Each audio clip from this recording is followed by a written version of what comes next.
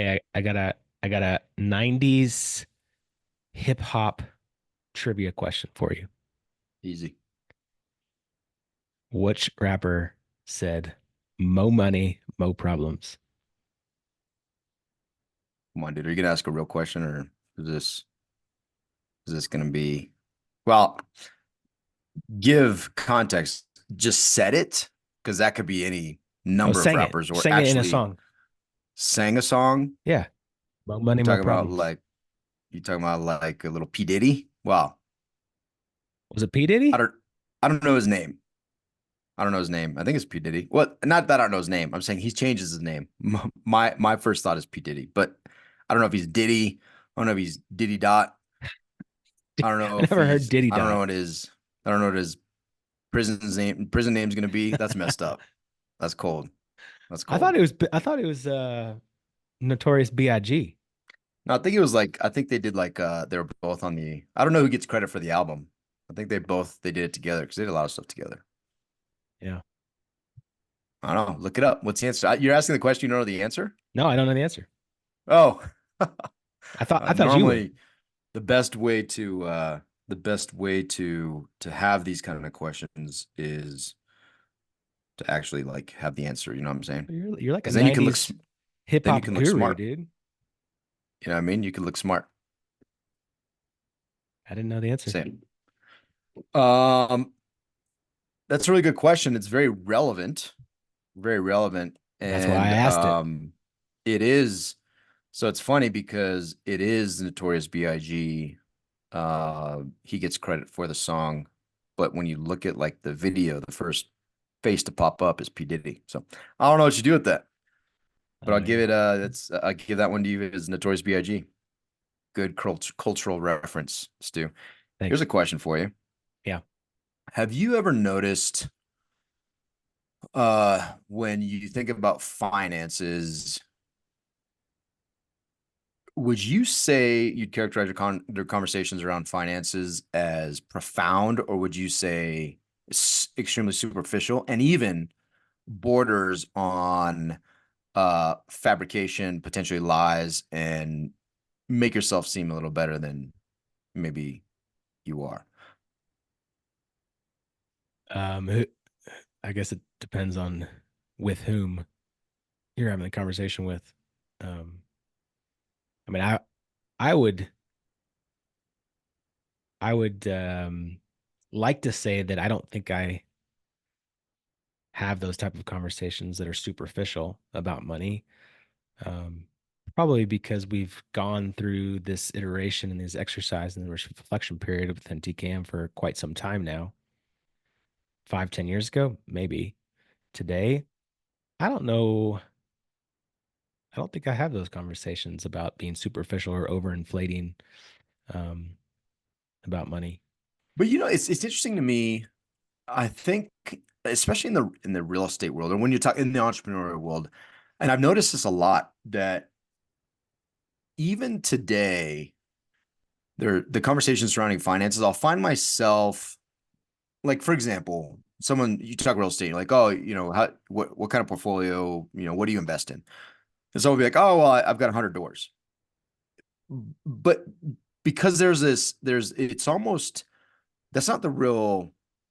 If you're talking in the context of finances, that's not the real question. It's not the real conversation, right? Like the real conversation is, how are they performing or whatever. But there's this I've just found, and even and I think I'm guilty of it. And I think you and I have changed so much when we talk about it. Like we'll be like, someone will be like, oh, tell me about your portfolio. We'll be like, well, we own this, and this, but we're like losing money here. Like we're very quick to say, yeah, this is not those the potentially the number of doors is not indicative of a How much great money cash it flowing produces. ride or whatever it is, right? And I think a lot of people, it's fascinating about as the reason we're talking about finances, this is finance month in the Kinetic Man. And this conversation is, excuse me, is so fascinating. Actually, interestingly enough, and dude, God's timing is never off, but I had a conversation with my dad, and I'm gonna have a conversation with my parents tomorrow, over coffee, whatever. Just walking through some different finances and different aspects of just kind of, we're going to have conversations around future and planning, all that kind of stuff. And it was what hit me today as I was talking to my dad first. I was just like, hey, I think these are the questions. And I was like, it's not that I'm really smart on this. It's that I was preparing this week for a conversation with finances with this group of men who, this is a topic that we dive deep into. And so these questions aren't necessarily things that it's because I'm so enlightened financially and have any answers, because these are just questions we asked the group. And so I was like, hey, so here's some things that I would consider, right? Like, as you're looking at expenses, do you want to maximize expenses on potentially like where you live, or do you want to maximize experiences with the grandkids? And like if you set a budget, say the budget is whatever, simple math, $1,000 a month on living expense, or to say you want to bump your expenses $1,000 a month to get into a different house. What if you took that delta and say you put something on the calendar every month to do with the grandkids just for experiences, and you had now $1,000 of just money that you set aside for experience? Like, what does that do? And which one is preferable? Like, what do you want to do? And consider all factors, right? Like, a lot of times people don't talk. And I would say a couple years ago, this may have been more uncomfortable, but I brought it in like, hey, you guys are in the third of life, right? Like, you have to think about the realities of death. We all do. But as we get closer to what an expected life expectancy, allow myself to introduce myself. When you start looking at averages and data, like they're just inputs against which you can plan. And what's interesting to me is that I think a lot of us just don't. And then when you do that, when you Google the five what is it, the five regrets of the dying, or like one of our favorite authors, Jordan Grummett, Doc G, when you read his book, Taking Stock, or when you look at some of the stuff that he does, you realize a lot of people die with regret, but I think it's just because they don't think about it, or nobody's ever challenged them to talk about it, or they don't have a group of men like we do, where we spend an entire month on just talking finances and the implications, right? Like, when you think about finances, things that should come to mind are not just bank accounts and savings and checking, whatever. It should be like death, mortality, like what happens. It should be conversations around divorce. I mean, you might as well correlate what's correlatable, and the number one reason people get divorced is typically finances, right? I'd say a large part of why business partners fail or friendships fail are finances. Like, how many stories do you have? Well, I lent my buddy some money, or I lent my family some money and they never pay me back, whatever that story is. But there's simple ways around that too, right? Like, did you ever have anybody challenge you to say, hey, any money you give friends or family is a gift? If you get it back, cool. Like, just that idea, somebody saying that to me changed my entire it changed everything, the way I think about all these things, right? And so I think this conversation is fascinating because it often is surface level. It often is strewn with lies, or maybe mistruths, or maybe some slight fabrication, or ways that we can appear better than we are. And it doesn't get to the root of something that is absolutely critical, a topic that deserves us to dive deep. It deserves a month. It deserves a lifetime, but it deserves a month to really dive into, and to be so intentional, and to be so action oriented, but also to be like, no kidding, I'm going to be accountable to this, right? And as men of faith, I read an interesting article the other day. I was telling the group yesterday. It was Rick Warren did he does these daily like little articles, and this one was pray before you pay. And his argument was, as a person of faith, like, do you take all your purchases to God? Like, maybe there's a blessing that's just waiting for you to ask for it, but you'll never get it because you don't ask. And maybe it's a car, maybe it's a hat, maybe it's whatever. It's not prosperity gospel junk. It's no kidding. Like, maybe God just wants to, he's so concerned about all of the details of your life that he just wants to bless you with a thing. But I mean, if you don't ask, then why would he? Why not put your faith in that? And so it's just a fascinating discussion, because it is a part of our everyday lives, finances.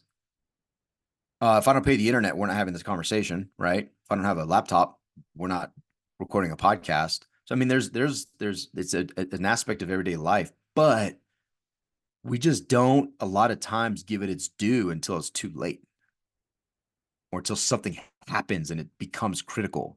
It becomes right now when most of those right nows are things we could have thought about potentially decades earlier. Yeah, man. It's an interesting exercise that we also go through is just kind of looking back through the lens of how we grew up, in our programming, how we were taught as children, the words and phrases and the feelings and the energy that surrounded us around the topic of money. And again, to your point, I don't think a lot of us do the mental exercise of kind of going through that and reflecting to understand, why do I feel this way about money? Why do I say this? Why do I spend money here but not here? Why do I get angry every time this amount of money goes towards this? Like, why do I get angry when the church asks for money? Like, there's so many things that revolve around the topic of finances that come from the way that we grew up, come from our programming. And then additionally, how are we then turning around and programming our children, right? The things that we say, the things that we do, the things that we purchase, the way that we live. Like, what is that telling our children? How are we programming that to them? How are we modeling what's important? We like to say, um, you look at your calendar in your bank account or your checkbook, and it's going to be important to you.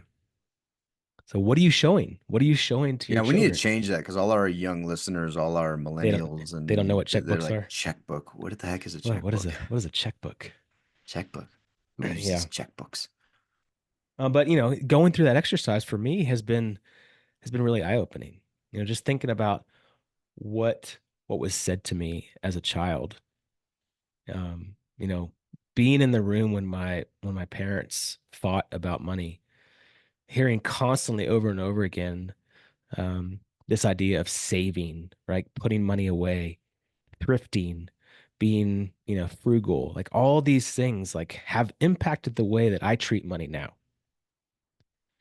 And I mean, and that's going to be passed down, right? If I don't realize it and make a change for the good, I can take that same model and that same programming and pass it down to my child. It's an interesting thought process. Well, and really, I think like anything, intentionality and depth of consideration are critical, right? So a lot of times we we'll look at these topics and we'll take snippets of things that are recommended, like, hey, you should be thrifty, you should save, you should, whatever. And we don't ask why. Why am I saving? What am I saving for? One of the conversations I had with my dad today, I was just asking him questions, and he was talking about, and I want to leave money for the kids and the grandkids. I said, hey, let's anchor on that for a sec. Let's anchor on that. I said, here's what I want for you, because we've done this thought process. I've read book when we read books, Die with Zero, and we've read it. We've had multiple conversations about this very topic of passing money down. And so I told him, I was like, you know what? I don't want what would make me happy. The legacy that you could leave for me is that you use the remainder of your years to invest heavily in experiences with your family, like that you I don't want a penny from you. We're adult children now. Like, I have a responsibility to my family. And I said, and I'm very open with my kids about it. I tell my kids, I'm like, hey, I even show them their accounts. I'm like, here is from the day you had a social security number, which was the first day that I could invest for you into these different things. I have these accounts set up for you. And the day that I give you, that I turn these over to you, that is the financial legacy I'm giving you. right? And so for us specifically, I mean, get into strategies. For us specifically, each child has a whole life policy because I'm a big believer in whole life policies. I set them up very intentionally so that they would be effectively paid up when I give it to them. They could continue to pay into them. They could do it. But even if they never put another penny in, the cash value of those policies will continue to keep that policy alive, and their family will now have, excuse me, can now be a beneficiary of their death benefit. And the way I did that, I said, okay, I'm going to invest this much a year per kid. What is the maximum amount of what's the maximum policy I can get on my kids for this amount that I'm willing to spend to invest for them? And that number was for each of the kids was north of 700K. Uh, what that means is when they have their own family and whatever, if something were to happen, each of my children, a legacy that I have passed on to them, each of my children will now have at least 700 plus $1,000 of death benefit for their family, not to count whatever the cash value is within those policies, which should be significant, in their 20s. That's the legacy. Like, but that didn't come about until you and we dove into this, and I'm like, oh, you know what? Why would I save and do all this kind of stuff and prepare to give my kids their an inheritance or money when they're potentially, ideally, when they're in their 60s, 50s or 60s when I pass away? Like, is that really going to be beneficial, or do they need something in their 20s?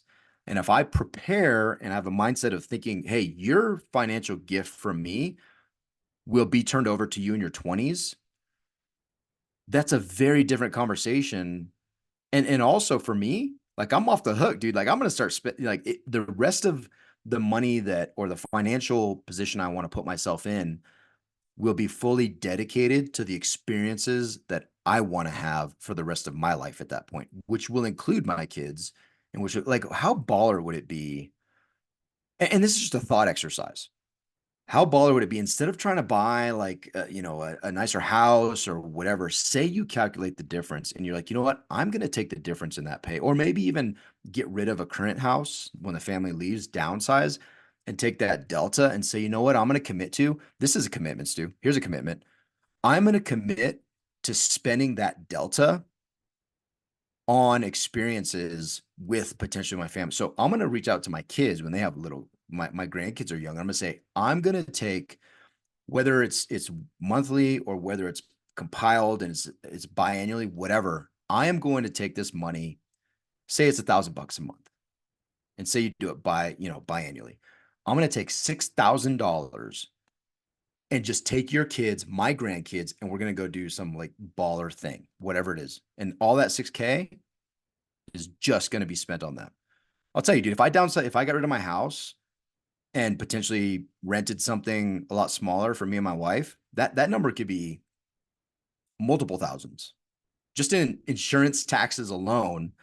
But the difference in the mortgage, that could be potentially $2,000 a month, $3,000 a month, that I'm now saying that amount that is fully dedicated. The ROI on that is going to be the memories I create with my kids and grandkids. Dude, that could be baller.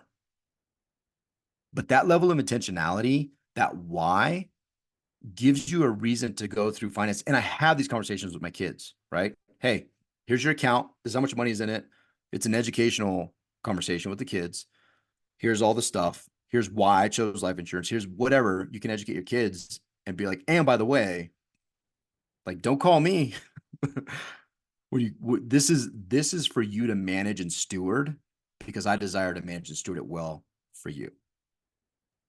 And so What a there's a good, lot of lessons in the intentionality, right? There's so many things we could do that when we get to the end of life, we're not like, oh, I should have hung out with my grandkids more. No, yeah. dude, my goal is that my grandkids and my kids, by the time I go, it's a celebration of all of these things that they can recount, story after story after story. I went to the mountains with my grandpa. We did this, we fished, we hunted, we did all these things, because that's what I truly want my living legacy to be. And I've determined that. And now I force my finances to be a mechanism in the tool beholden to me through which I achieve the things that are greater, which really have nothing to do with a bottom line bank account. I'll be very disappointed if when I die and I have no other obligations, I'll be very disappointed if that thing doesn't hit zero.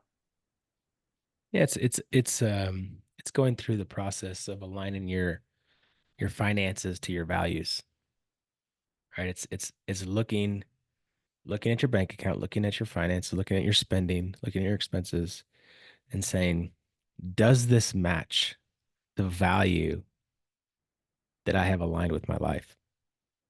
Right? Am I spending? Assuming you've taken the step to even understand what the value is, right? Yep. Yeah. Again, which is something that we do in the Kinetic Man is defining the your core values for your family, for your personal life. And we have a lot. Everyone has core values in their business, but do you really have core? Do you have core values for your family? Do you have core values for your personal life? Most don't, right? And then also in this identity piece, which we also go through, is like aligning and defining your identity and defining success, right? What does success mean?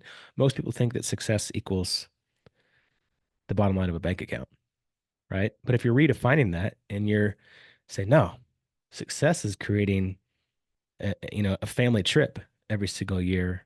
And it doesn't have to even be expensive. It doesn't have to be like going to some extravagant, you know, other country. It could be like, something local, going creeking on the weekend like, for free, right? It could be anything. It's just spending time. So it's really just looking at your finances and aligning that to your values. What do I value? Who am I as a person? Am I a fit, individual that's in the 70s? Am I spending money on my health and wellness? Am I eating right? Am I going to the gym? Am I spending money there? Or am I like spending a bunch of crap on crap food at the McDonald's and drive-throughs because I'm hurried and rushed and trying to like make money elsewhere, right?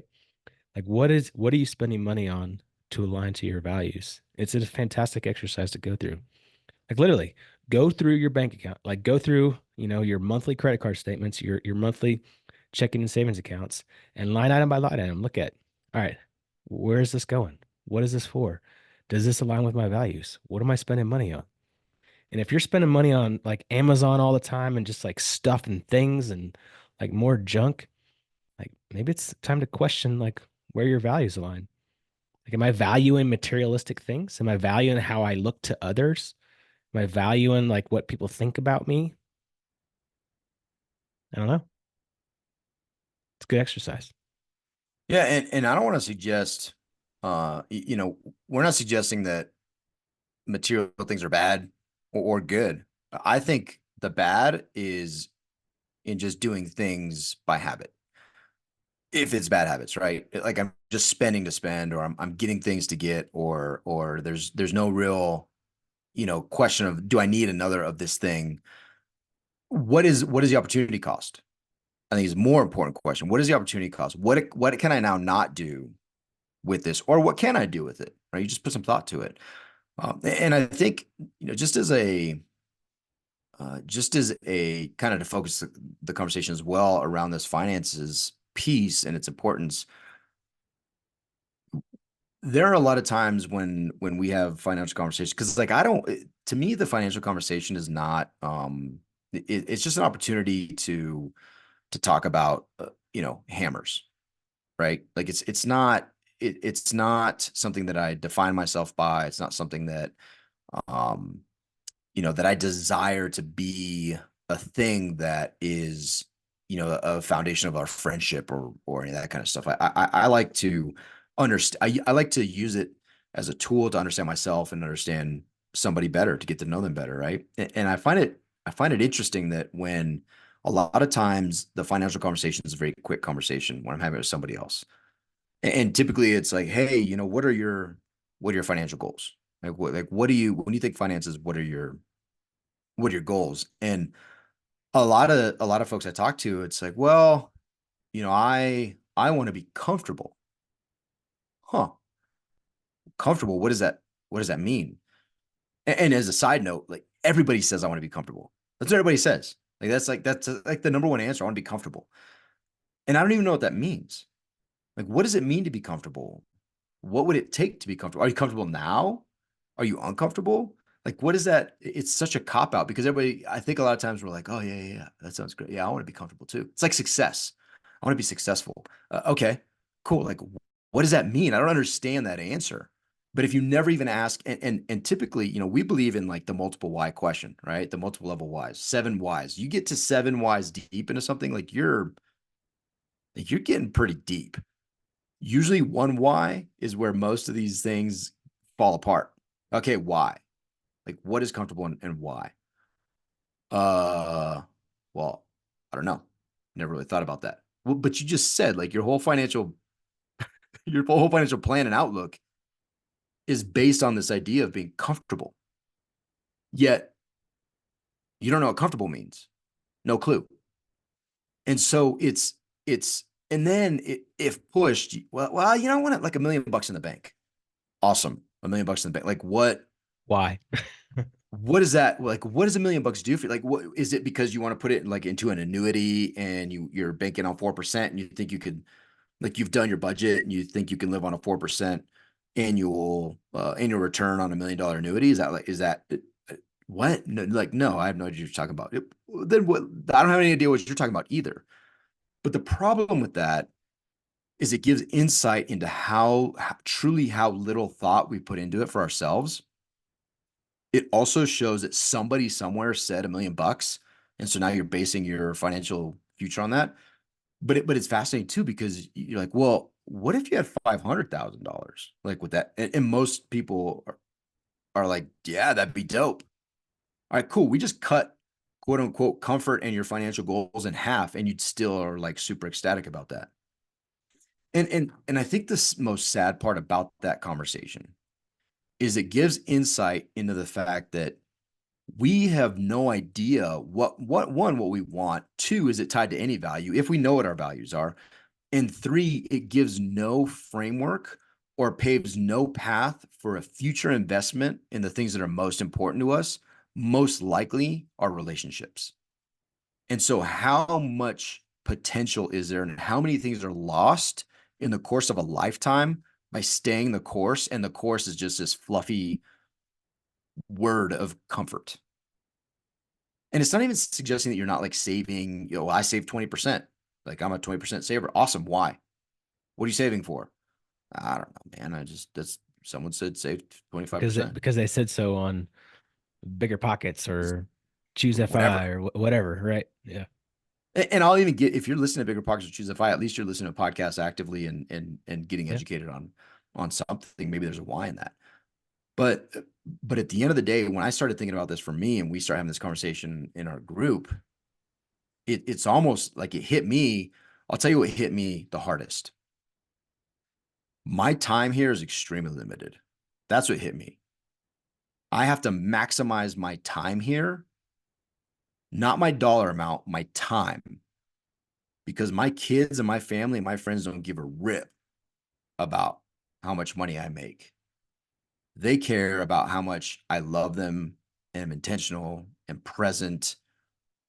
And if I can use my finances to enable some awesome, awesome experiences, then dude, that's what I want to do. And so can you plan for that? Of course you can. Of course you can. Just how is it that you go about it, right? And so tomorrow the conversation with my parents is going to really focus around, what do you guys want? What do you want from the rest of your life? Let's no kidding, maybe you have 25 years left, maybe, right? And of those, we'll say 20 of them are you're in good health to do whatever you want. Say, whatever it is.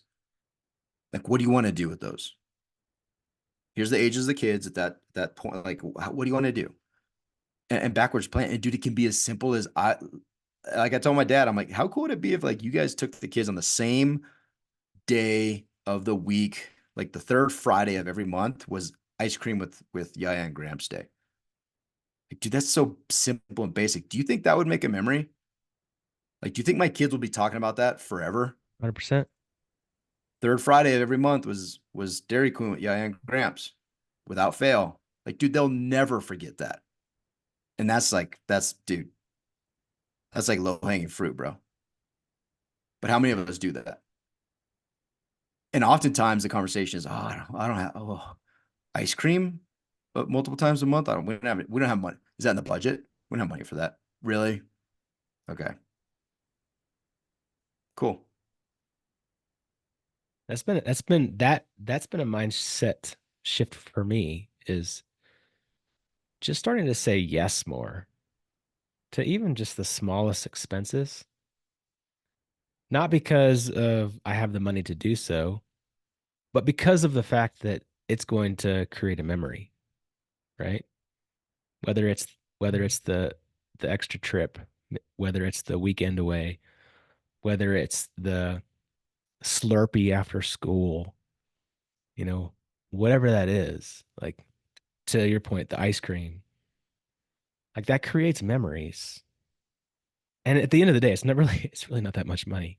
Like, what are you gonna do with that money instead? Are you gonna put that $5.60 into the bank account and let it accrue over compounding interest over 6 years? Sure. What's that gonna do for you? And maybe it's the get a coffee once a week from Starbucks and give it to your bride and say, I love you. Like that's a love language, as a Those are like gift. $10 now. So I mean, that's an Sure. investment. Yeah, it's an investment. But like those are the things I'm starting to say yes to more as my mindset has changed towards this idea of money, right? And it's all based back on your values and your identity. Another question that comes up is, like how do you balance this drive, this desire for more versus contentment? And what's enough? What's enough? Like, when do you stop earning? When do you stop trying to make more money? When do you stop, getting stuff and things? Yeah. I think it's And an I think a individual big answer, but it's an interesting one. 100%. And I think it's an individual answer for sure. And that's great. But I think there are things that we could practically do. Like, for example, I think one of the biggest counters to spending is is list, name, however you do it, write it down, spend time in the things you have, the things that you do have, the things you're grateful for, right? So you do some gratitudes, and people like to trump up gratitudes as like a touchy feely thing. It's not, and it's funny to me. People are much more willing to sit in negative thoughts and not challenge the negativity of the things and be like, well, I don't have, I wish I had, and they'll spend a lot of time in that. But when you suggest that you intentionally spend time on the opposite of that, it's like, oh, that's touchy feely. Dude, you're doing it anyways. You're just doing it on the negative. Your focus is somewhere else, and you have the ability and the power to change that.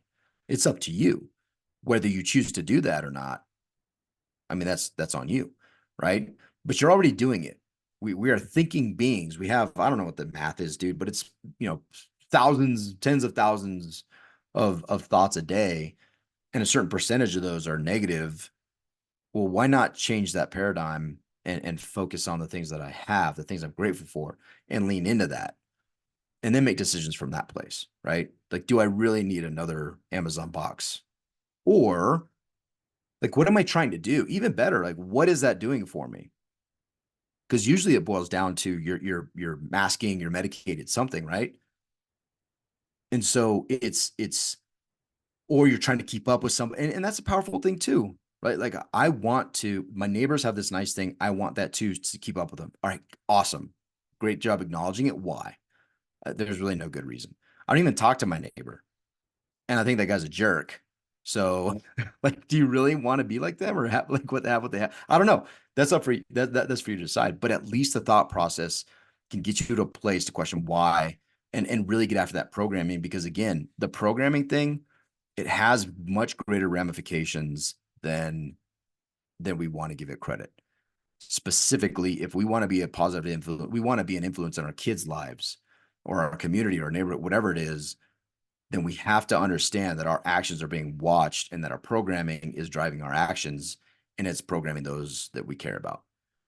And do you whether you acknowledge it or not, it's happening. So you can either control it and say, hey, I want to be intentional about how I program my kids, or you just I'll just let whatever happens happens. It's their life. If that's your kind of style, like okay, good for you. But that's not how I approach it, right? Because I want my kids, I want the best for them, and I want them to learn from my mistakes, and I want to help them to be to step up from where I'm at. And a big part of that is programming and the words I use and how I interact with them and the memories I create and the lessons around money. Dude, I just looked it up because I was curious because I knew it was a lot, but I just didn't know the extent. So in the Bible, there are approximately 2,350 verses in the Bible. 2,350 verses in the Bible that discuss money, wealth, and possessions.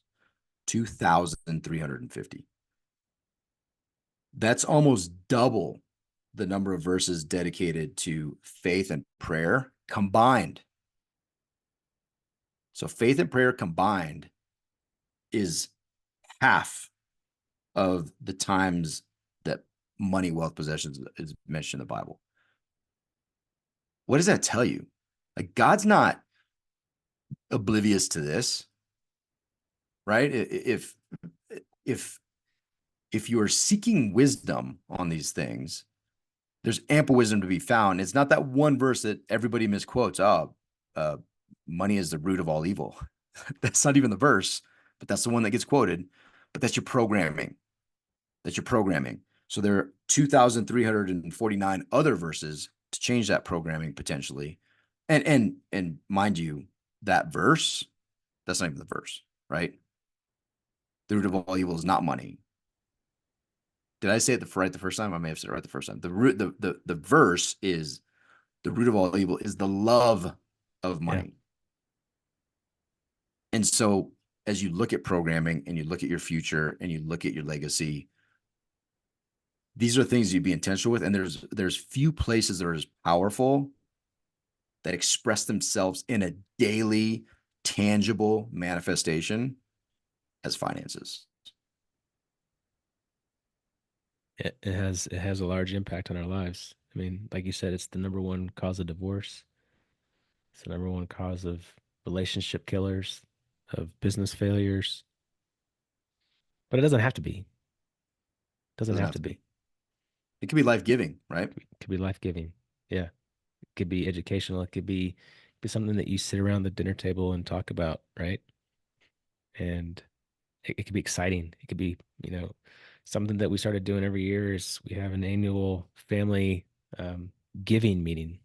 As a family, we sit around and talk about how we're going to use the money that we tithed all year long into our donor advice fund and give that away. I've never seen more joy on my two children's faces when they like decide to like give some money away. It's really, really cool. It's really, really cool.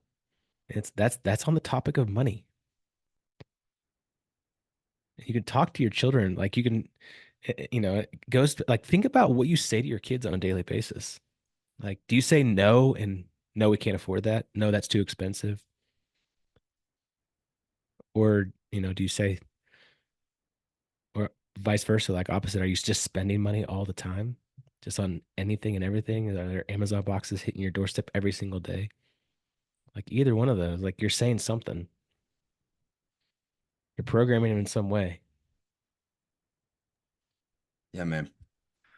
Well, hey, I want to close this out with the identity of a Connect Man. And in each of these topics, we have created identity statements within the Connect Man, and for finances, finance is no exception. So the identity of a Connect Man. So Connect Man views his money as a tool and a resource that serves him according to his core values. We are intentional in our personal finances because we know that they're an expression of our giving, our saving, and our spending, right? So there's this definition. One, money is a tool and a resource that serves us. We do not serve money, right? And it's based on our core values. So that implies and inherent is that we've spent time actually diving into our core values, creating core values, understanding what's important to us, understanding, in the present and in the long term, what we want our lives to be reflective of. And our money and our finances are an aspect that serves those things, not the other way around. And our intentionality in personal finances is expressed, again, it's a tangible expression, it's manifest in our giving, saving, and spending. Whether we choose to acknowledge it or not, others can see, our family can see that the way we treat money is an expression of exactly what I think is most important. And that's not just in spending, that's in my giving. Am I generous? Cool. You say you're generous. Okay, show me or how you're generous. Well, we give, faithfully give this amount or do whatever. Like we have conversation about, like you said, with your DAF, right? Your kids know there's a chunk of money that they're now responsible for giving away that didn't just show up. That was planned for, that was intentional, that came from the abundance of what you've been blessed with, right? And then finally, just in a fast statement for this identity, Kinetic Men don't serve money, money serves us. Like that's it, right? We do not serve money, money serves us.